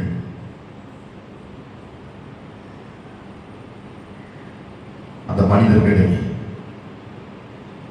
அந்த பட்டணத்தில் அப்படியே இழுத்து போட்டார்கள். யாக்கோபு சொல்றாரு, தேசத்திலே என் வாசனையை நீங்கள் கெடுத்து போட்டீர்கள். அப்படி உள்ள உடஞ்சிருக்கும் போதான் கத்து சொல்றாரு, நீ போய் பெத்தேலிலே சொன்ன பொருத்தனையை நிறைவேற்றும்படியாக போ.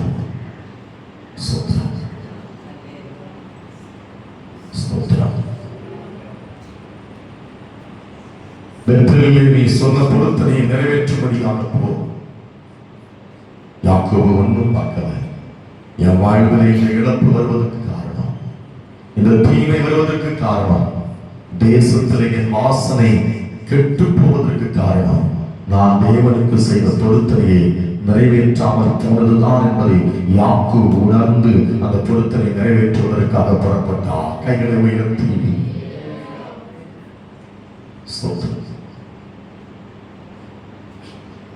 தானியேல் என்கிற மனிதன், தானியேல் புத்தகம் 1ஆம் அதிகாரம் 8-9 வசனங்களை வாசிக்கும் பொழுது, பாபிலோனுக்கு 400 மைல்கள் கால்நடையாய் நடத்தி கொண்டு போகப்பட்ட ஒரு மனிதன். அந்த பாபிலோன் தேசத்தில் எல்லாம் புதிதாக இருக்கிறது, பாவம் நிறைந்த தேசம். அந்த தேசத்திலே ராஜாவுடைய போதனத்தினாலே தன்னை திட்டுப்படுத்தலாகாது என்று சொல்லி தன் இருதயத்திலே பொருத்தனைப்படி தீர்மானம் பண்ணினான்.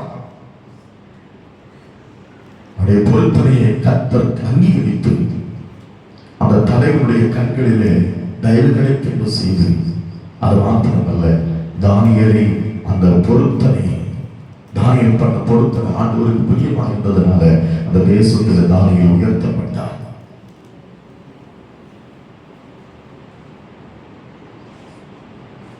உயர்த்தப்பட்டு உயர்ந்த நிலையில் இருந்த பொழுது தானியேல் பொருத்தனை பண்ணின அந்த பாபிலோனில் வந்த பொழுது ஒரு பொருத்தனை பண்ணினாரே, அதிலே அப்படி உறுதியாக இருந்தார். எந்த காரியத்திலும் தன்னை தீட்டுப்படுத்துவதற்கு தன்னை அர்ப்பணிக்கவில்லை. எந்த காரியத்திலும் தீட்டுப்படுத்தல. கர்த்தர் இன்றைக்கு நம்மை பார்த்து சொல்லுகிறார், யூதாவே, ஒரு பண்டிகை ஆசை, ஒரு பொருத்தனைகளை செலுத்து. இந்த 2 காரியங்கள் நம்ம செய்யும் பொழுது கர்த்தர் நமக்காக ஒரு காரியத்தை செய்ய விரும்புகிறார். துஷ்டன் உன் வழியாய் வருவதில்லை, துஷ்டன் இனி உன் வழியாய் கடந்து வருவதில்லை. சொல்லுங்க பார்க்கலாம், துஷ்டன் இனி என் வழியாய் கடந்து வருவதில்லை. ஏன் வரமாட்டான் தெரியுமா? கர்த்தர் சொல்லுகிறார், அவன் முழுவதும் சங்கரிக்கப்படுவார் என்றல்ல, சங்கரிக்கப்பட்டார். இன்றைக்கு இந்த 2 விஷயத்தை நீங்க செய்ய இன்னைக்கு ஒரு தீர்மானத்தோடு வருவீங்க. இன்னும் அந்த காரியத்தை நான் ஒழுங்கா கடைபிடிப்பேன். இன்னும் கர்த்தருடைய பண்டிகையை நான் ஆசரிக்க அவன் சொல்ற அந்த நேரத்தை நான் வீணாக விடமாட்டேன். தேவனுடைய நேரத்தை, தேவனுடைய நாட்களை எந்த காரியத்திற்காக, எந்த விஷயத்திற்காக நான் விட்டு கொடுக்க மாட்டேன் என்கிற ஒரு பிரதிஷ்டையோடு, ஒரு தீர்மானத்தோடு நீங்க முன் வருவீங்க அப்படின்னா இந்த வாக்குத்தத்தம் நம்ம வாழ்க்கையில நிச்சயமாய் பலிக்கும். இஸ்ரவேல் ஜனங்கள் 430 ஆண்டுகள் எகிப்தில் அடிமைகளாக இருந்து அந்த எகிப்திலிருந்து தேவனுடைய வாக்குத்தத்த பூமியை சுதந்திரித்துக் கொள்வதற்காக ரொம்ப பாடுபட்டு அதற்கு வெளியே வருகிறார்கள். வெளியே வந்த பொழுது நடந்த சம்பவம் நமக்கு தெரியும். 2 பக்கம் பெரிய மலைகள், முன்னால பார்த்தா சங்கடம், பின்னால பார்த்தா பார்வோன் சேனையோடு புறப்பட்டு வருகிறான். யாத்திரைகள் 14ஆம் அதிகாரத்திலே நான் சொல்லுகிற செய்தி இருக்கிறது. இஸ்ரவேல் ஜனங்கள் அப்படியே பயந்து நிற்கிறார்கள். கர்த்தர் மோசேயை பார்த்து சொல்றாரு, பிளந்து விடு, செங்கடலை பிளந்து விடு. செங்கடல் இஸ்ரவேல் ஜனங்களுக்காக அவன் பிளந்து ஒரு பாதையை உருவாக்கி கொடுத்தார். கர்த்தர் பாதை இல்லாத இடத்துல தெய்வ பிள்ளைகளுக்கு பாதை உருவாக்கி கொடுத்தார். அந்த பாதையை செங்கடலுக்குள்ளாக 2 பக்கங்களும் அந்த சொந்த தண்ணீர் அப்படியே மதிலாக நிற்கிறது. நடுவிலே உலர்ந்த தரையிலே தேவ ஜனங்கள் அதை அக்கறைப்பட்டு போகிறார்கள். கொஞ்சம் திரும்பி பார்த்தா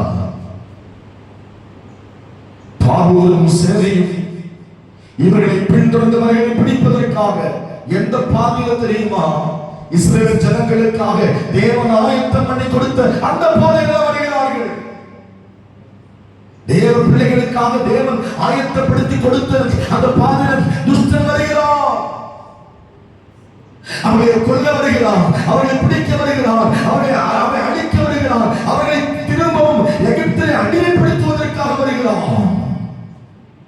நடந்தது என்ன தெரியுமா? தேவ பிள்ளைகளை கர்த்தர் பாதையிலே கொண்டு கரையேற்றினார். தேவ பிள்ளைகளுடைய பாதையில தேவ பிள்ளைகளுக்கு மட்டும்தான் பிரவேசிக்கிறோம். மற்றவன் தேவ பிள்ளைகளுடைய வழிகளை குறுக்கிட்டான், அந்த வழி அவர்களுக்கு அழிவின் வழியாக முடியும். தேவ பிள்ளைகளுடைய பாதைகளை குறுக்கிடாத, தேவ பிள்ளைகளுடைய விஷயத்தில் தலையிடாத. சோத்திரம். தெய்வத்தை ஆராதிக்கிற தேவ பிள்ளைகளுடைய காரியத்தில் தலையிடாத சத்துருவே. வசனம் அப்படி சொல்லுகிறது. துஷ்டனே, தேவ பிள்ளைகளுக்கு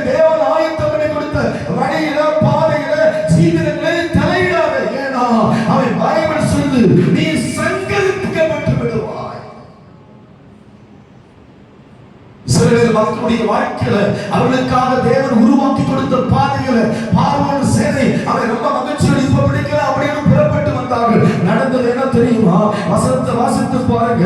14ஆம் அதிகாரத்துடைய 30வது வசனம் என்ன சொல்லுது? வாசித்து பாருங்க. இவ்விதமாய் கர்த்தர் அந்நாளிலே இஸ்ரவேலரை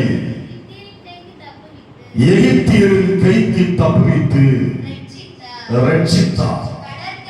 கடற்கரையிலே எகிப்தியர் எப்படி இருந்தாங்க? சத்தமா சொல்லுங்க. செத்து கிடந்ததை இஸ்ரவேல் கண்டார். இஸ்ரவேல் கண்டார்கள். வெறும் வார்த்தை அல்ல, நிரூபித்த சான்று. இன்னைக்கு கர்த்தர் வெறும் வார்த்தையோடு நம்மோடு பேசல. ஏதோ உங்களிடத்துல பேசிட்டு போனது வரல. கர்த்தர் சான்றோடு பேசுகிறார், வரலாறு வச்சு பேசுகிறார். ஏற்கனவே இப்படிப்பட்ட ஒரு சம்பவம் நடந்தது. பழைய ஏற்பாட்டிலே இஸ்ரவேல் ஜனங்களுக்கு நடந்தது. புதிய ஏற்பாட்டில் புதிய இஸ்ரவேலாகிய ரட்சிக்கப்பட்ட தேவ பிள்ளைகளுடைய வாழ்க்கையிலே இது நிச்சயமாய் நடக்கும் என்று கர்த்தர் இன்னைக்கு உங்களை வாக்குத்தத்தமாய் பேசிக் கொண்டிருக்கிறார். கர்த்தருக்கு ஸ்தோத்திரம் உண்டாகட்டும். விசுவாசத்தோடு எல்லாரும் எழுந்து நிற்போமா? ஹல்லேலூயா, ஹல்லேலூயா. ஸ்தோத்திரம், ஸ்தோத்திரம். வார்த்தை நிறைவேற வேண்டிய நேரத்துக்குள்ளாக வந்திருக்கிறோம். வானமும் பூமியும் ஒளிந்து போனாலும் தேவனுடைய வார்த்தை ஒரு நாள் ஒளிந்து போகாது. ஹல்லேலூயா. ஸ்தோத்திரம், ஸ்தோத்திரம், ஸ்தோத்திரம். இன்று கண்ட எகிப்தியனை காண்பதில்லை, அன்று கண்ட துன்பம் இனி வருவதில்லை. இன்று கண்ட எகிப்தியனை காண்பதில்லை, இன்று கண்ட துன்பம் இனி வருவதில்லை.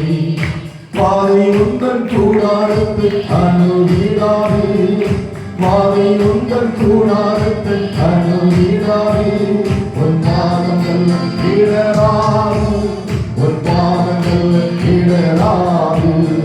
செங்கடல் பிளந்து வழி கொடுக்கும், யோர்தான் நன்றாக பிரிந்து விடும். ஓ செங்கடல் பிளந்து வழி கொடுக்கும், யோர்தான் நன்றாக பிரிந்து விடும். எரிகோ தொடாத தெய்வம் என்று முழங்கிடுவார். எரிகோ தொடாத இடிந்து விடும். கர்த்தரை தெய்வம் என்று முழங்கிடுவார். என்னை கண்ட எகிப்தியனை காண்பதில்லை, என்னை கண்ட துன்பம் இனி வரும். விசுவாசத்தோடு என் பாதையை சற்று பிரவேசித்திருக்காங்க, என் வாழ்க்கையை சற்று குறிப்பிடுகிறாரே, கவலைப்பட வேண்டாம். கர்த்தர் நிச்சயமாய் உங்களை காப்பாற்றி திருவார்த்தைக்கு ஒரு அறிவை பெற்ற வேண்டுமா? நோய்கள் ஒன்றை நெருங்குவதில்லை, ஒன்றை அணுகுவதில்லை. யாக்கோபுக்கு விரோதமான மந்திரமில்லை, இஸ்ரவேலுக்கு எதிராக துணியும் இல்லை. யாக்கோபுக்கு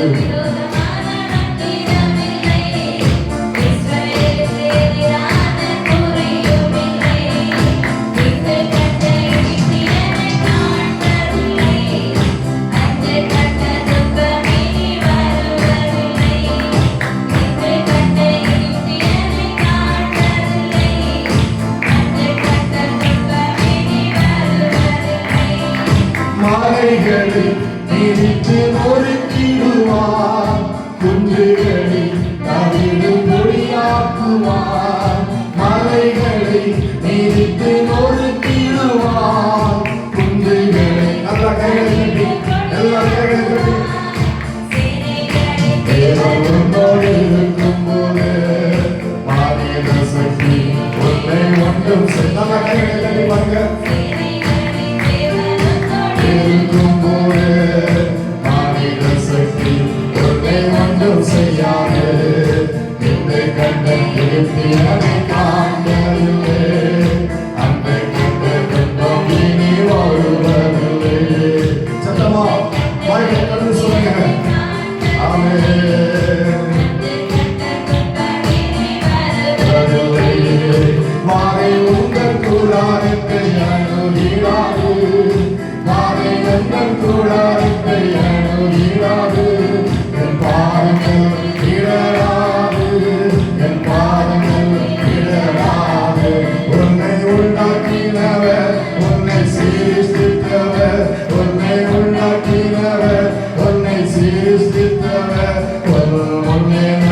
செல்கிறார்.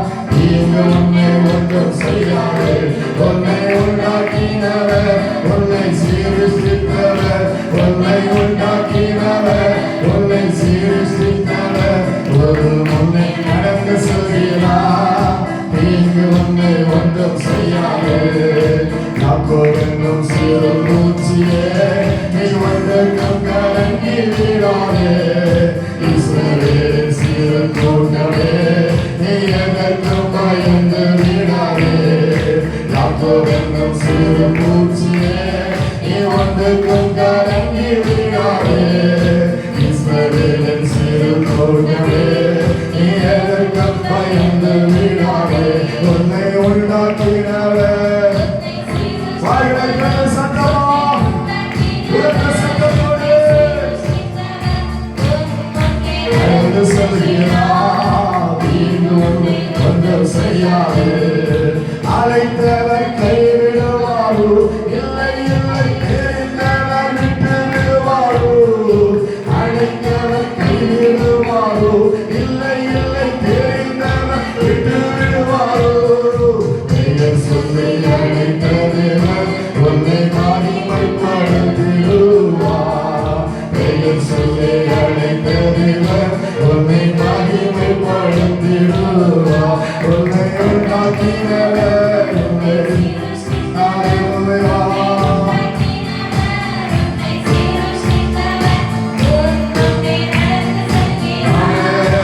இங்கு உன்னை ஒன்றும் செய்யாது.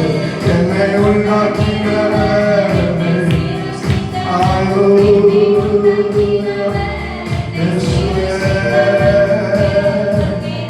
அம்மாவுக்கு நன்றி செய்யாது. பலவீனன் ஆழ்வது இல்லை, இல்லை இல்லை, சுகவீனம் தொடர்வதில்லை, இல்லை இல்லை, பலவீனம் ஆழ்வது இல்லை, இல்லை இல்லை, சுகவீனம் தொடர்வது இல்லை.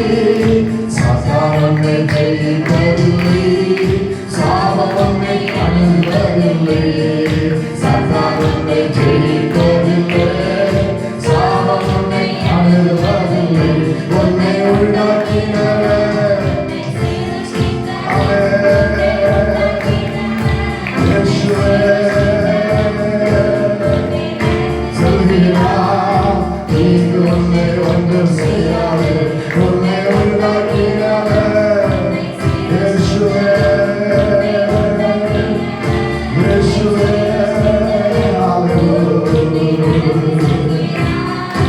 இங்கு உன்னை ஒன்றும் செய்யாது. என்னை உண்டாக்கினவர் என்னை சீர் விசுவாசத்தோடு விசுவாசத்தோடு ஆமென். ஸ்தோத்திரம் ஸ்தோத்திரம் ஸ்தோத்திரம் ஸ்தோத்திரம். துஷ்டன் இனி ஒரு வழியாக கடந்து வருவதில்லை. அவன் முழுமையாய் சங்கரிக்கப்பட்டு விட்டான். துஷ்டன் முழுமையாய் சங்கரிக்கப்பட்டு விட்டான். விசுவாசத்தோடு உங்கள் பாதைகளில், உங்கள் எல்கைகளில், உங்கள் வாழ்க்கையில குறுக்கிடுகிற, உங்கள் வேலையில குறுக்கிடுகிற, உங்கள் தொழிலில குறுக்கிடுகிற, உங்கள் வியாபாரத்தில குறுக்கிடுகிற, அவருடைய எதிர்காலத்தில் குறுக்கிடுகிற துஷ்டன் அவன் முழுமையாய் சங்கரிக்கப்பட்டு விட்டான்.